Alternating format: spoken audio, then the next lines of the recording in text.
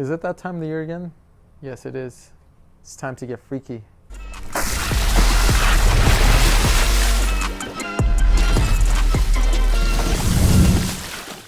What's up guys, Vinny here with SneakrTweakr, and today we have our first impressions review on the Nike Zoom Freak 5. Keep wanting to say 4, it's not the 4, it's the 5. Now, these shoes I am actually pretty excited for. They're a little bit different from previous models, but I wouldn't say it's a huge departure. And I just noticed this is pretty cool. This is like the Freak ones. Now with the Zoom Freak 5, there were 2 colorways that launched. I got this one because for me, I thought this one looked better. The other one I thought was just had too much going on. This one was a little bit more subtle, and all of the loud stuff just is happening at the bottom of the shoe, which I don't think a lot of people are going to be looking at, or I'm going to be looking at, unless they're chasing me down or trying to chase me down, because you know, you can't chase me down. I'm just kidding. To kick things off, we have the traction. The Zoom Freak 5s do feature a multi-directional traction pattern, which looks like it's going to perform pretty well. The grooves are pretty close to each other, so dust collection might be an issue. Keep that in mind. And the rubber does seem pretty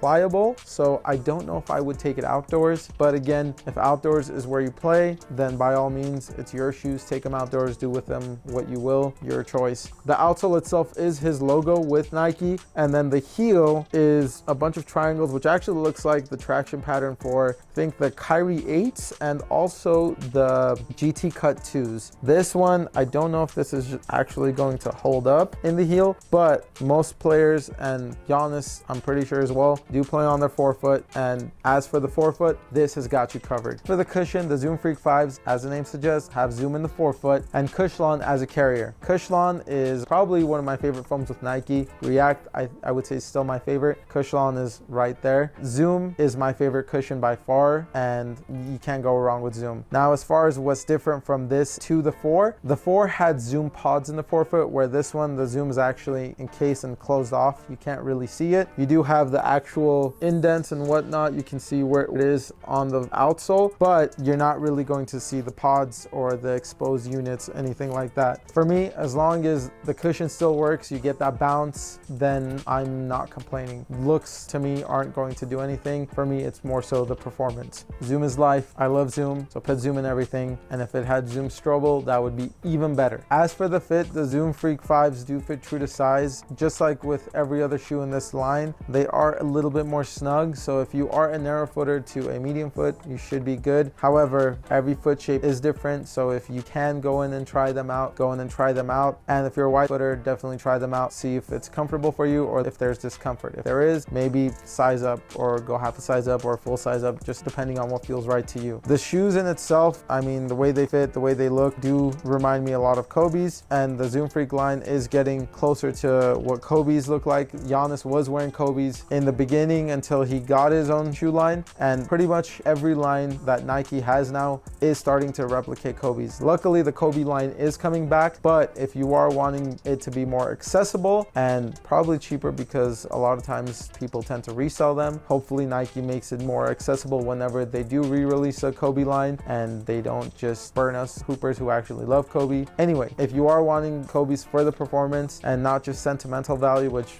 I have them for performance and sentimental. I grew up a Kobe fan, so every chance I get, I do get his shoes. However, there are a lot of other options nowadays if you are just wanting them for purely performance. You have the Freak line, you have the LeBron line more recently, and that's a huge departure from what they used to be. You have the Jaw line, you have the upcoming Sabrina line, and you have the Booker line. All of those are going to replicate Kobe's, and even other brands outside of Nike, they're following that model because it is and was so successful. People love Kobe's, especially for the performance aspect. For me, it happens to be both. I'm not complaining. So again, if you guys are wanting shoes that perform like Kobe's, there's a lot of shoes on the market. For the materials and the support in this colorway, the Freak 5s have synthetic leather for the upper. You do have mesh throughout the lateral side, goes all the way to the forefoot on the lateral side and on the medial side, which mesh is pretty breathable. I like it. And then you have the synthetic leather going from the heel counter all the way to the forefoot, and it just kind of goes all around, and that's just there to make it more sturdy, more stable, so it keeps your foot in place. Just like the Freak 4s, there isn't really any midfoot shank. I don't know how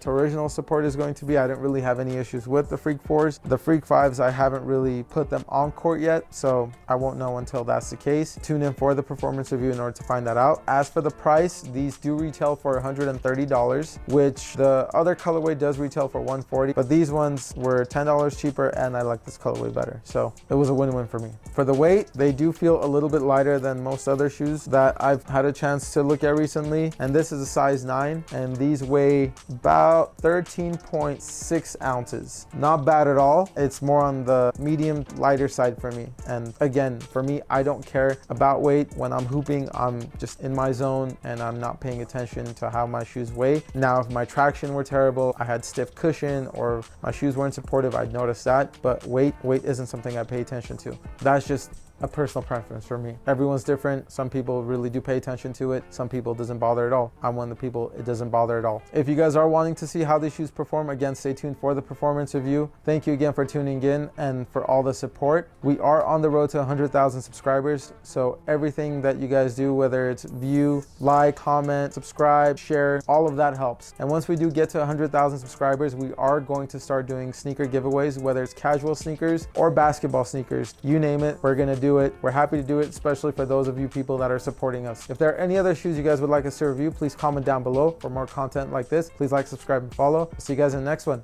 Peace.